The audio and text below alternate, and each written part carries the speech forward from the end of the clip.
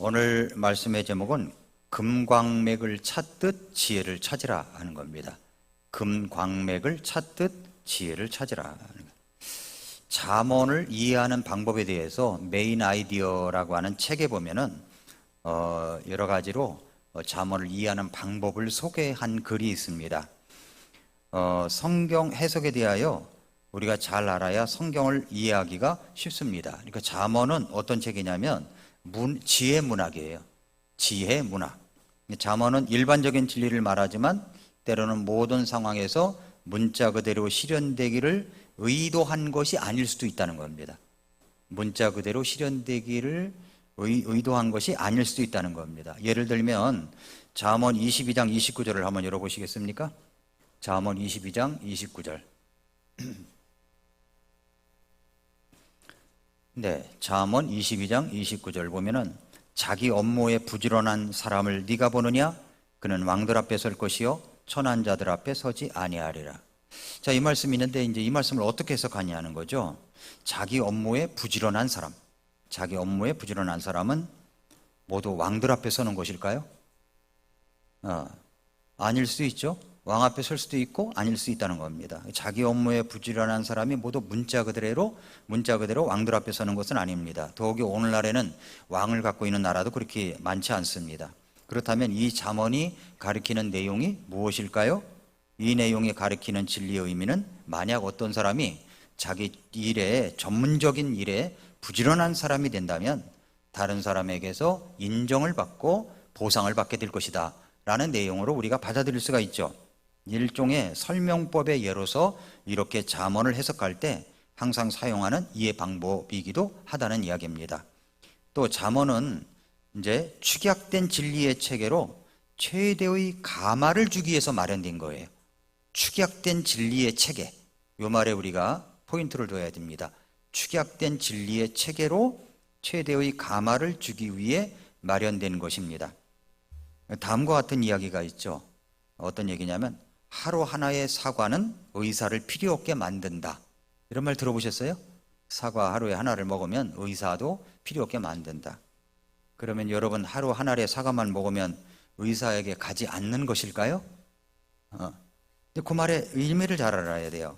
그것은 그만큼 매일 아침 사과 한 개를 먹으면서 건강관리를 잘하면 음식에 주의를 기울이면 건강해진다라는 말이 되겠죠. 그러니까 이 표현은 기억에 오래 남게 하기 위해서 만들어진 말이라는 겁니다. 만들어진 말. 그러니까 진리를 축약한다는 말이 그런 말이에요.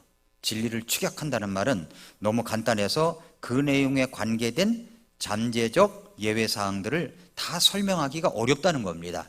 다 설명하면 문장이 이상하게 되는 거예요. 축약된 진리가 안 되는 거예요.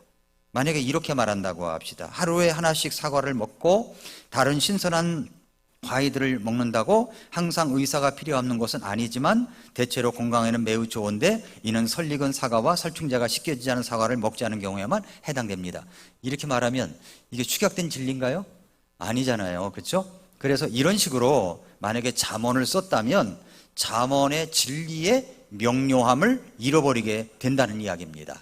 그러니까 이런 원리가 바로 히브리어로 기록된 잠언이라는 말씀입니다. 그 잠언의 말씀은 때로 모든 상황에 관련된 모든 진리를 다 나타내려고 하지 않습니다. 이전에 나타난 진리에 대해서도 모든 것을 다 말하고 있지 않습니다. 여기서는 모든 상황에 적용되어 문자 그대로 실현되어야 한다고 주장한다면 항상 진리일 수만은 없는 그런 일반적인 진리도 포함되어 있다는 겁니다. 이런 문제가 있고 또 하나는 뭐냐면 잠언은 약속이 아니라 진리에 대한 일반적인 설명일 수 있다는 겁니다. 약속이 아니라 진리에 대한 일반적인 설명. 이것은 하나님께 받은 구체적인 약속의 의미보다는 성공적인 삶을 살기 위한 전반적인 지침서와 같은 의미로 해서 이해되어야 된다는 거예요. 예를 들자면 잠언 22장 6절을 열어보십시오. 잠언 22장 6절. 네, 잠언 22장 6절. 같이 한번 읽어볼까요? 잠언 22장 6절, 여러분이 잘 아는 말씀이기도 합니다. 다 같이 시작. 아이가 마땅히 가야 할 길로 아이를 훈련하라. 그러면 그가 늙어서도 그 길을 떠나지 아니하리라. 그렇죠. 우리 부모님들이 우리 아이들에게 마땅히 가야 할 길로 가르칩니다. 훈련합니다. 그럼에도 불구하고 자녀들이 가르침에도 불구하고 다 똑바로 가던가요? 그렇지도 않잖아요. 그렇죠? 오히려 목사님의 자녀들이 곁길로 가는 경우도 상당히 많아요. 선교사님 자녀들이 곁길로 가는 경우도 상당히 많아요.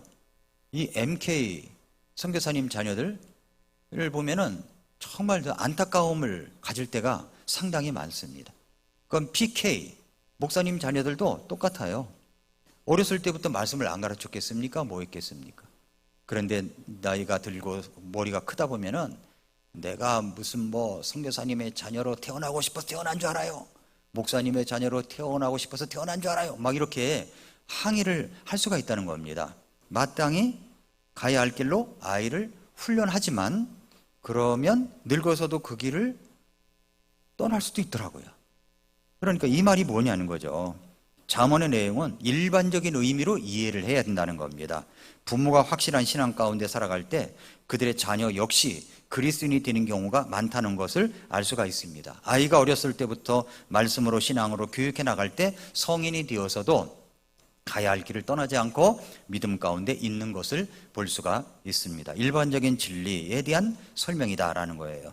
또 하나 잠언은 문자 그대로 실천하는 것을 목적으로 쓰여진 게 아니라는 겁니다. 잠언은 무슨 말이냐면 잠언 6장 27절 열어보세요. 잠언 6장 27절. 제가 지금 무슨 말을 했습니까? 문자 그대로 실천하는 것을 목적으로 쓰여진 것은 아니다 라는 말을 여러분에게 드리면서 잠언 6장 27절부터 29절에 보니까 사람이 불을 자기 품에 품고 있는데 그의 옷이 타지 않을 수 있느냐? 사람이 뜨거운 숯을 밟고 가는데 그의 발이 타지 않을 수 있느냐? 자기 이웃의 아내에게로 들어가는 자도 그와 같으니 누구든지 그녀에게 손을 대는 자는 무죄하지 아니하리라. 누구든지 그녀에게 손을 대는 자는 무죄하지 아니하리라. 손만 대면 무죄하지 않은 건가요? 그러니까 어떤 우체부가 편지를 배달하면서 어떤 부인의 손이 닿았다는 거예요. 예, 손이 닿았다는 거예요. 손을 대는 자는 했잖아요. 손을 댔다는 거예요. 그러면 그 우체부는 처벌을 받아야 됩니까? 육체적인 접촉이 없었다고 할지라도 마음으로 이미 가늠한 것인가요? 이렇게 해서 하는 것은 잠언이 이야기하고자 하는 요점이 빗나갔다는 이야기입니다. 그러니까 잠언은 비유적인 어법을 사용하여 어떤 것을 구체적이기보다는 개략적으로 묘사하는 경우가 있다는 거죠. 우리가 잠언에서 얻어야 할 요점은 간음하는 것은 불을 가지고 장난치는 것과 같다는 이야기입니다. 그래서 불이 화로나 용기 안에 있으면 사람에게 따뜻함을 주지만 그 불이 용기를 벗어나 집에 붙거나 산에 붙으면 엄청난 피해가 일어나듯이 성적인 것도 똑같다라는 이야기를 주고 있습니다. 또 하나 잠언은 문화적으로도 현대의 의미로 해석되어야 됩니다. 문화적으로도 잠언은 문화적으로도 현대의 의미로 해석되어야 된다. 잠언은 우리가 문화적으로 정확히 이해하지 못하면 이해할 수 없는 내용들이 간혹 있습니다. 예를 들어서 잠언이 임금에 대해서 이야기할 때 우리는 왕정시대를 살고 있지 않았기 때문에 이해하지 못할 수가 있다는 거죠. 그러나 우리 삶 가운데 지도자의 의미로 왕을 받아들인다면 그 내용은 분명한 진리가 될 수가 있다는 겁니다. 그러므로 우리가 잠언 22장 11절 보세요. 잠언 22장 11절에 보면은 마음의 순수함을 사랑하는 자는 그의 입술의 은혜로 인해 왕이 그의 친구가 되리라 했는데 여기서 왕이라는 말은 어떻게 볼 수가 있어요? 지도자 그리고 리더라는 말로 바꾸어서 받아들여도 된다는 말씀입니다. 우리가 순수함을 가지고 사랑하는 자, 예의 바르고 덕스러운 말을 한다면 큰 지도자라고 할지라도 옆에 있는 사람이 큰 지도자라고 할지라도 친구할 수 있다라는 말로 우리가 해석할 수가 있습니다.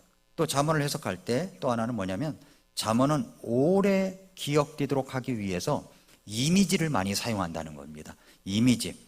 가끔 잠언의 내용은 우리 마음속에 어떤 그림을 만들어 주잖아요. 그래서 그 근본적인 진리를 오래 기억하게 만듭니다. 우리는 그 그림을 이해하고 그 속에 담긴 상징적인 진리를 이제 깨달아야 됩니다. 예를 들자면 잠언 22장 26절에서 우리는 지혜로운 왕은 사악한 자들을 흩으며 그들 위로 바퀴를 가져오느니라. 이 그림이 그려집니까?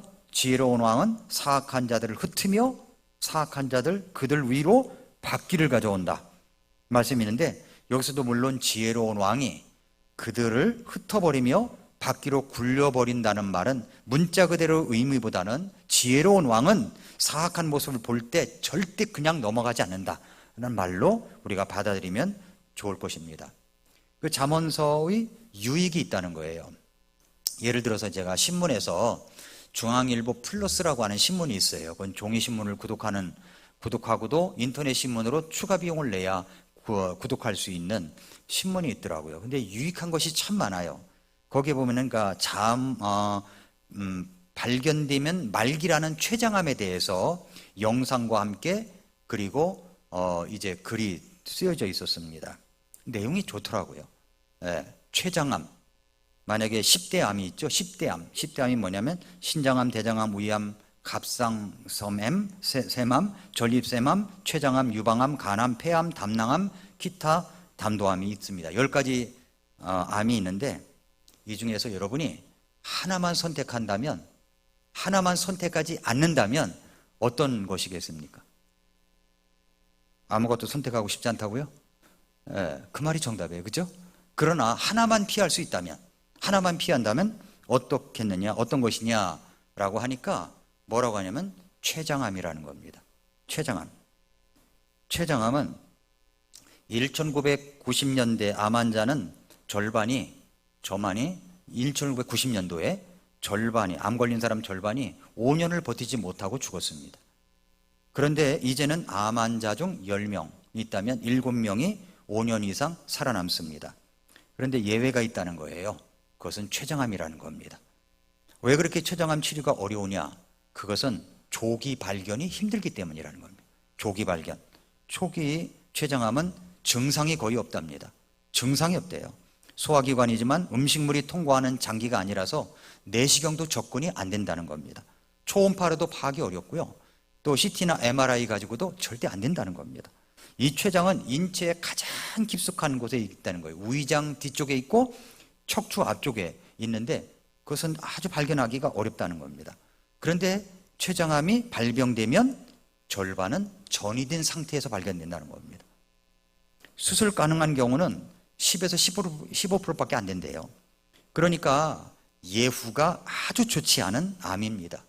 5년 생존율은 30년째 10%대를 벗어나지 못하고 있습니다. 그래서 췌장암 진단을 받았다면 그 자체를 사형 선고처럼 받아들이는 환자가 많습니다.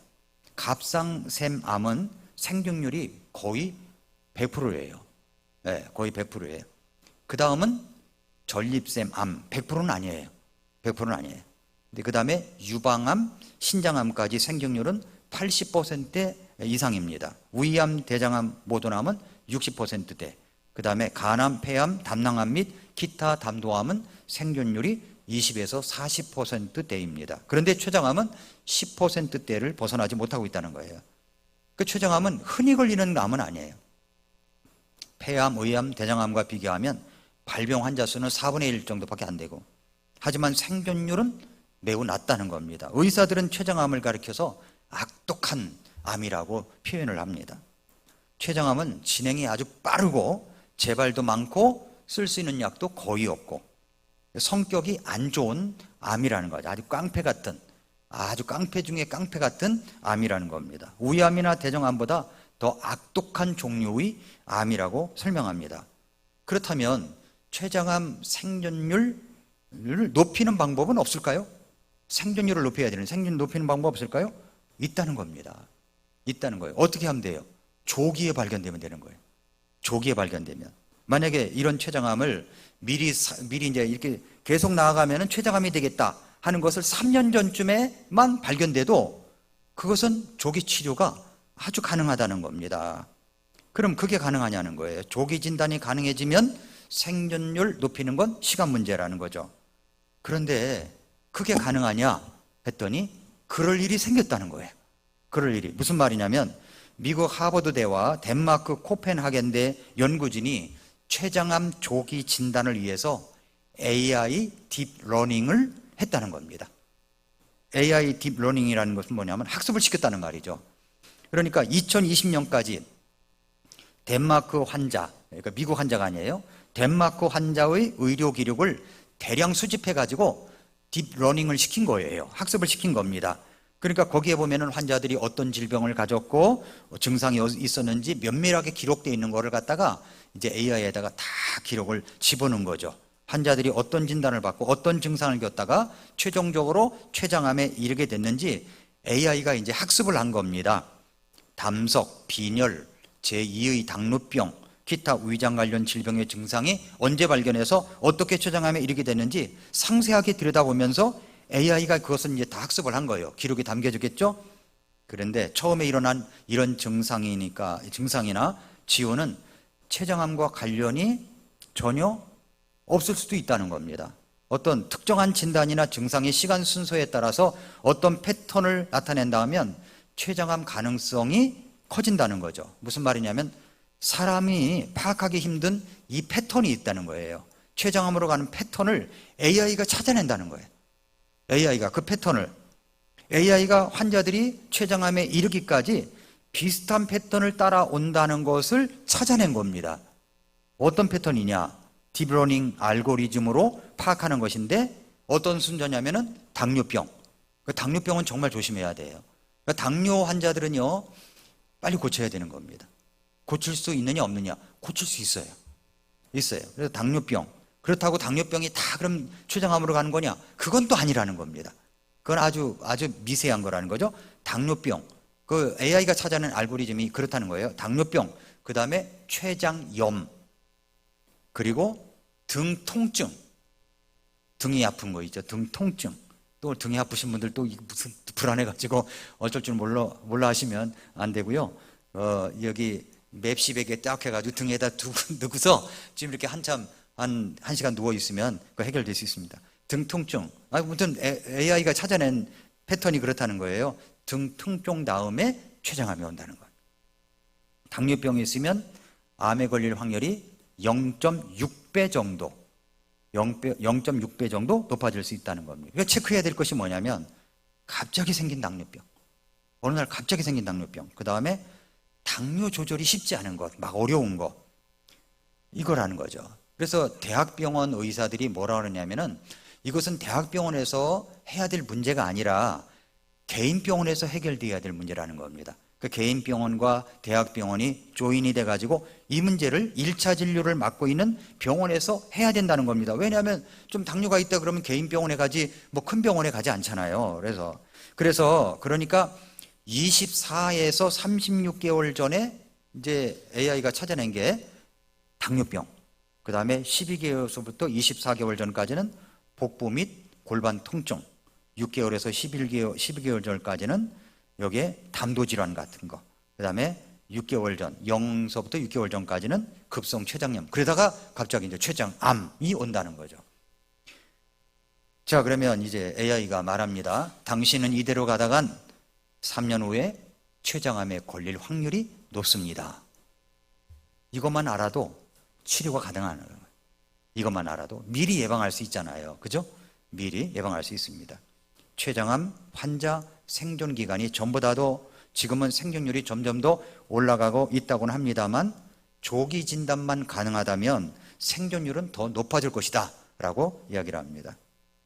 제가 왜 이 이야기를 하는 거 아니에요? 그렇다면 영적으로도 잘못 띄어지고 잘못된 판단과 행동으로 이어질 수 있는 가능성을 우리가 미리 읽어주고 미리 알려주는 시스템이 없을까요? 당신 이대로 가다간 3년 후에 영적으로도 모든 것을 또 망할 수가 있어. 조심해야 돼. 이걸 알려주는 시스템이 없을까요? 시스템? 그게 뭐냐면 조기 진단을 해줄 수 있는 것. 당신이 이대로 살다간 3년 후에 완전히 망합니다. 저는 그런 것이 어디서 나오느냐? 잠언에서 나온다고 생각합니다. 왜냐하면 잠언은 뭐예요? 지혜서잖아요. 그렇죠? 지혜를 배우는 거예요. 지혜와 명철이라고 납니다. 지혜와 명철. 지혜와 명철이 있는 사람들은 이대로 나아가다가 내 삶이 망가지겠구나, 지혜를 얻는 거예요. 명철을 얻어가지고 빨리 수정을 하는 겁니다. 그것은 AI 진단보다도 더 정확한 거예요. 명철이, 지혜가 그렇게 미리 알 수 있도록 해준다는 거죠. 그래서 성경은 우리가 그 지혜와 명철을 가져야 한다고 이야기하는 겁니다. 그래서 잠언 1장에서는 뭐냐면 지혜가 우리를 부른다고 얘기하잖아요. 잠언 1장 20절 보세요. 20절. 잠언 1장 20절. 지혜가 밖에서 외치며 거리에서 자기 목소리를 내고 군중이 모이는 중요한 곳과 성문 광장에서 외치며 도시 안에서 자기의 말들을 내어 이르되 단순한 자들아, 너희가 어느 때까지 단순함을 사랑하겠느냐? 비웃는 자들이 어느 때까지 자기들이 비웃는 것을 기뻐하고 어리석은 자들이 어느 때까지 지식을 미워하겠느냐? 너희는 내 책망의 말을 듣고 돌아서라. 보라, 내가 내 영을 너희에게 부어주며 내 말들을 너희에게 알려주리라 하면서 지혜가 막 부른다는 겁니다. 부른다는 거예요. 그런데 그걸 듣고 손을 번쩍 들고 천부여 의지 없어서 손 들고 옵니다 하면서 지혜서 앞에, 하나님 말씀 앞에 딱 무릎 꿇고 머리를 조아리면서 겸손하게 말씀을 받으면 지혜와 명철이 생긴다는 거죠. 그런데 그걸 거절해. 그걸 나 그거 없이 살아갈 수가 있어. 제가 이제 금요일 날 올린 영상을 보고 이제 그 마우이 섬에서 빨간 지붕집 이야기 보셨어요? 그래서 이 제목을 하면 사람들이 많이 낚이겠구나 이렇게 생각이 들었어요. 왜냐하면 다 클릭을 하겠구나. 아니나 다를까 2,800회가 됐습니다. 2,800명이 눌렀다가 뭐야 이거 생각한 거고 다르네 하고서 도망간 사람도 있을 거고 그럴 건데, 거기다가 어떤 사람이 내가 잘못된 댓글을 달면은 저는 그게 보기 싫어서 지워버리거든요. 저는 과감없이 지워버립니다. 그건 인정사정 볼 것도 없어요. 내가 왜 그것 때문에 뭐 마음을 써요? 지워버려야지. 근데 어떤 사람 것은 지우지 않았어요. 고모신을 믿어야 된다. 고모신. 신이 어디 있느냐? 고모신을 믿어야 된다는 거야. 그래서 놔뒀습니다. 요게 증거가 되리라. 네가 변화가 되면 요게 증거가 되리라 해서 이제 그걸 놔뒀습니다. 놔뒀는데, 자, 잠언이 우리를 부르고 있는데 막 거절하는 거야. 거절. 아이 싫어, 안 봐, 뭐 하면서 이제 하는 겁니다. 그러니까 잠언 1장 말씀에서 뭐라 그러니까 내 책망을 받고 들어서라 들어서라 그랬는데 안 들으니까 24절에 그랬잖아요. 내가 불렀으나 너희가 거절하였고 내가 손을 내밀었으나 아무도 중시하지 않았으니. 오라고 이렇게 손을 내밀은 거예요. 그럼 이렇게 잡아야 되는데, 여러분 사람하고 누구를 만났을 때 악수를 이렇게 한다고 한번 보세요. 악수한다고 손을 내밀었습니다. 그럼 그 사람도 악수를 해줘야 되잖아요. 근데 이렇게 하고 외면하고 가버려. 그럼 어떻게 합니까? 손 잘 보세요. 어떻게 해요? 미안하니까 이렇게 끝나는 거예요. 손을 이렇게 하고 끝나는 거야. 미안하니까. 겸연쩍잖아요. 그런데 하나님께서 지혜서를 통하여 우리를 부르고 계셔요. 내가 손을 내민다는 하나님이. 그런데 받지도 않고 거절한 겁니다. 그러니까 뭐라고 얘기를 합니까? 25절에 도리어 너희가 내 모든 권고를 무시하고 내 책망을 전혀 원치 아니하였으므로 나도 너희가 너희의 재난을 볼 때 웃을 것이며 너희의 두려움이 닥칠 때 조롱하리니 너희의 두려움이 황폐함같이 닥치고 너희의 멸망의 해오리 바람같이 닥치며 너희에게 고난과 번민이 닥칠 때 내가 그리하리라. 그때 그들이 나를 부르겠지만 내가 대답하지 아니할 것이며 그들이 일찍 나를 찾아도 나를 발견하지 못하리니 이는 그들이 지식을 미워하고 주 두려워하기를 택하지 아니하며 내 권고를 전혀 원치 아니하고 내 모든 책망을 멸시하였기 때문이니라 라고 이야기를 하고 있습니다. 지혜가 우리를 부르고 있는 거예요. 어떻게 해야 됩니까? 반응을 해야죠. 반응을. 두 번째는 뭐냐면 잠언 2장에서는 우리가 1장에서는 지혜가 우리를 부른다고 그랬죠. 2장에서는 우리가 지혜와 명철을 구하고 부르짖고 찾아야 한다고 말씀하고 있습니다. 잠언 2장 1절에서 내 아들아 네가 만일 내 말들을 받으며 내 명령들을 네게 감추어 두기를 원하여 네 귀를 지혜에 기울이고 네 마음을 명철에 쏟으며 그랬죠. 여기에 솔로몬이 뭐라고 합니까? 내 아들아 내 아들아. 곳곳에 나와요. 내 아들이라는 말이. 내 아들아 내 아들아 내 아들아 내 아들아라는 말이 많이 나옵니다. 여러분도 좋은 것이 있으면 자식 갖고 나누고 싶지 않습니까? 자식에게 주고 싶잖아요. 알려주고 싶지 않습니까? 좋은 게 있으면 그런 마음이 솔로몬이 갖고 있었어요. 그래서 그것이 뭐냐면 지혜와 명철이라는 거죠. 그런데 그 지혜와 명철은 그냥 주어지는 것이 아니라 내가 구하고 부르짖고 찾아야 된다라고 이야기를 합니다. 2장 3, 4절에서 참으로 지식을 구하려고 부르짖으며 명철을 얻으려고 내 목소리를 높이며 은을 구하는 것까지 그것을 구하고 감추어진 보물을 찾는 것까지 그것을 찾으면 그랬어요. 줄딱동시라는 말이 있죠.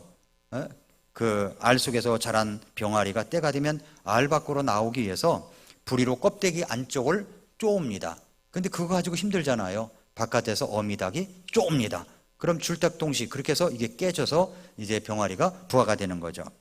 그것처럼 하나님께서 부르시는 것, 나의 쪼임 안에서 이것이 합쳐지면 줄탁동시처럼 탁 하고 근데 나올 수 있는 거죠. 깨달음이 나오는 거예요. 예. 그러므로 지혜와 명철도 그렇다는 이야기입니다. 잠언 1장에서 지혜가 우리를 부를 때 우리는 곧바로 응답해야 되고, 그리고 2장에서 구하고 찾고 부르짖어야 되는 겁니다. 그러할 때 줄탁동시의 역사가 일어나는 것입니다. 세 번째로 지혜와 명철의 결과예요. 지혜와 명철의 결과. 2장 5절에 보세요. 그때 주 두려워하는 것을 깨닫고 그랬어요. 주님을 두려워하는 것을 깨닫는 겁니다. 주님을 두려워하는 것을 깨달아요. 이게 지혜와 명철이랍니다. 하나님 무서운 줄 아는 거야. 하나님 무서운 줄 아는 거예요. 주님을 두려워하는 것을 깨닫는 겁니다. 또 하나 2장 5절에 그랬죠. 그때 주 두려워하는 것을 깨닫고 하나님 아는 것을 발견한다는 거예요. 하나님을 더 알아가는 것을 발견하는 겁니다. 아, 하나님 마음이 이런 거구나. 하나님이 이렇구나. 성경을 읽을 때 막 깨달아지잖아요. 막 깨달아질 때 막 그 희열이 있지 않습니까? 이걸 깨닫지 못하면 전혀 알 수가 없어요. 말씀이 깨달아지고, 야, 그 말씀이 내게 응답되었어 하고서 막 어쩔 줄 몰라 하고 누군가 나눠주고 싶고 그러지 않습니까? 여러분, 지하철에서 어떤 사람이 내가 무좀이 쓰는데 이렇게 나왔어 그랬더니 저쪽에 있는 사람이 쫓아와가지고 옆에 앉아가지고서 어떻게 났는데 이렇게 묻더라고요. 근데 그렇지 않습니까? 뭐 어떤 것을 막 이야기할 때 어떤 사람은 솔깃하며 듣는 겁니다. 솔깃하며 들어요. 솔깃하면서. 제가 맨발 걷기 하면서 가끔 가다가 이제 덕석교회 김준배 목사님 부부를 만나요, 아침에. 그럼 만나가지고서 이제 서로 반갑다고 하고 막 이 얘기 저 얘기 하면서 몽골 다녀왔으니까 몽골 다녀온 이야기를 하고 교회가 어따 그러니까 지나가는 사람이 교회 뭐죠? 그래서 뭐 교회요? 뭐 그러면서 이렇게 끼어들려고 하는 거예요. 그래서 몽골 이야기입니다. 그랬더니 자기하고 상관없으니까 그냥 가버리는 거죠. 누군가 이야기를 하면요, 사람들이 솔깃해져요. 누군가 세상 사람 쓸데없는 말도 하는데 우리는 왜 말을 못하냐는 찬송도 있잖아요. 그러니까 말을 하라는 거죠. 말을 하면은 하나님 아는 것을 발견해요. 어떻게? 잠언의 지혜와 명철을 갖게 되면요, 주 두려워하는 것을 깨닫고 하나님 아는 것을 발견하게 됩니다. 세 번째는 뭐냐면 2장 7절에 그분께서는 의로운 자들을 위해 건전한 지혜를 묶어두시고 올바르게 걷는 자들에게 방패가 되신다 그랬어요. 주님이 나의 방패입니다. 방패, 믿음의 방패를 내밀면 그 방패가 되는 거예요. 주님이 나의 방패가 돼요. 네 번째 8절에 판단의 공의의 행로도를 지키시고 자신의 성도들의 길을 보존하신다 그랬어요. 주님이 나의 길을 보존해 주십니다. 보존해. 세상에 어떤 것으로도 보디가드를 두고 말이죠, 경호원을 주고 한다고 할지라도, 여러분 경호원들을 보면은 대통령 옆에서 이렇게 좀 같이 지나가는 사람들 볼 때 경호원이 누군지 여러분 알 수 있지 않습니까? 예? 눈이 불하려 가지고 막 쭉쭉쭉 살피는 사람을 보면은 경호원들이에요. 보디가드 두잖아요. 그런데 우리 주님이 성도들의 길을 보존해 주신다는 거예요. 지혜와 명철이 그 역할을 한다는 겁니다. 그 다음에 깨닫는 역사가 있어요. 9절에 그때 내가 의와 판단이 공의와 공평을 깨닫고 참으로 모든 선한 행로를 깨달으리라. 깨달음이 온다는 겁니다. 결과적으로 하나님이 주시는 차원이 다른 기쁨을 누리며 살아갈 수가 있습니다. 실패의 최대 원인은 일시적인 패배에 너무나 간단하게 단념해버리는 그런 일 때문에 그런 거예요. 너무 패배가 오면 그냥 확 단념해버려요. 그게 아닙니다. 성경에서 찾아야죠. 최선을 다해야죠. 오늘 아침 말씀처럼 최선을 다했느냐 물어볼 때 저는 최선을 다했습니다 라고 말할 수 있느냐는 겁니다. 그래서 우리가 그렇게 간단하게 단념해버리지 말고 구하고 찾고 막 외치고 부르짖고 할 때 올 수 있다는 겁니다. 제가 마지막으로 이 이야기를 하고 마치겠습니다. 이게 제가 읽고 있는 책 가운데서 이런 내용이 나오더라고요. 그래서 여기에 보면은 2장에 그렇게 말씀하고 있잖아요. 2장 4절입니까? 은을 구하는 것까지 그것을 구하고 감추어진 보물을 찾는 것까지 그것을 찾으면, 이 말씀을 딱 보는 순간 그 책 내용에 더비라고 하는 사람의 스토리가 생각이 났어요. 금광을 찾아 너도 나도 섭으로 몰려가던 골드 러시 시대가 있었습니다. 더비라고 하는 사람이 그의 삼촌과 더불어서 금광맥을 찾아보겠다는 열기에 들떠서 섭으로 떠났답니다. 그러나 삼촌은 금괴보다 중요한 것은 사람의 마음속에 있다는 진리를 모르고 있었기 때문에 너무 실패하고 말았다는 겁니다. 이 삼촌은 삽과 곡괭이를 가지고 이제 서부를 이제 돌아다닌 겁니다. 돌아다녀서 그러다가 겨우 이제 금광맥을 찾아냈습니다. 그런데 그 금을 채굴하기 위한 기계와 장비가 필요했던 거죠. 삽과 곡괭이 가지고 안 되잖아요. 그래서 이제 그 장비를 잠시 광산을 폐쇄하고 메릴랜드주 윌리엄주 파크의 고향으로 돌아갔답니다. 그리고 친척과 이웃에게 자금을 빌려가지고 필요한 것을 다 구입하고 이제 다시 광산으로 이제 돌아왔습니다. 더비와 삼촌이 퍼낸 광석은 콜로라도주에서 가장 질이 좋은 금이었어요. 질이 좋은 금. 그걸 이제 인정받았습니다. 그러니까 뭐 금방 빚도 갚을 수가 있었고 아주 이제 너무 좋았던 거죠. 너무 좋았습니다. 그런데 여러분, 그러다가 차감기로 이제 파내려가는 것만큼 아주 꿈도 부풀은 거예요. 이제 부에 대한 아주 꿈을 부풀어가면서 갔는데 어느 날 차감기로다가 막 파나가는데 금광맥이 사라져 버린 겁니다. 금광맥이 사라져 버렸어요. 자, 이게 무슨 말인가? 이제 끝이구나 생각했고 그들이 꿈꿨던 모든 것들은 다 허무하게 무너지는 것 같았습니다. 그래서 이제 조금이라도 한 조각의 금도 남아있는 것은 아닌가 하면서 이렇게 이쪽 저쪽 봐도 금이 안 보이는 거예요. 금이 안 보였어요. 그래서 이제 그들은 절망을 냈습니다. 다 실패했구나. 이제 끝이구나 생각을 한 거죠. 그런데 절망과 싸우면서 기도하는 마음으로 차근차근 이제 차감기로 파내려갔지만 결국 모든 것이 물거품으로 돌아가 버린 것을 인정해야만 했습니다. 채굴 설비가 있잖아요. 채굴 설비를 이제 실패했다. 나는 끝이다 생각해가지고 싼값으로 고물상에 팔아넘겼습니다. 그런데 그 설비를 산 고물상 주인이 왜 하다가 말았을까?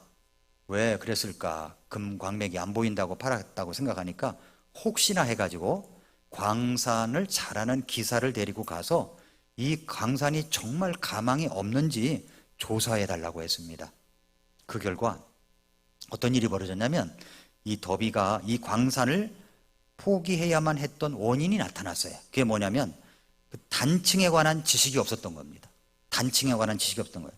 조사를 맡은 광산 기사의 계산에 의하면 금광맥은 더비와 삼촌이 채굴을 단념한 지층으로부터 1m 아래에 나타나게 된 거예요. 1m 아래에 있었던 거예요. 1m가 얼마나 됩니까? 이 정도 돼요? 아니, 이 정도 될 거 아닙니까? 이 정도. 1m만 파내려가면 어마어마한 금광맥이 있었는데 그걸 파내려가다가 끝내버린 거죠. 이제 끝났구나, 실패했구나 라고 생각을 한 겁니다. 그래서 이제 실제로 파보니까 그 지층으로부터 1m를 파보니까 금광맥이 재발견된 겁니다. 고물상은 이 광맥에서 몇백만 달러라는 금광맥을 찾아냈고 파냈던 거예요. 이것은 소망을 단념하기 전에, 내가 어떤 일을 추진할 때 소망을 단념하기 전에 보다 큰 확신을 기하기 위해서 전문가의 의견을 들어봐야 된다라는 지식과 지혜가 부족했던 거죠.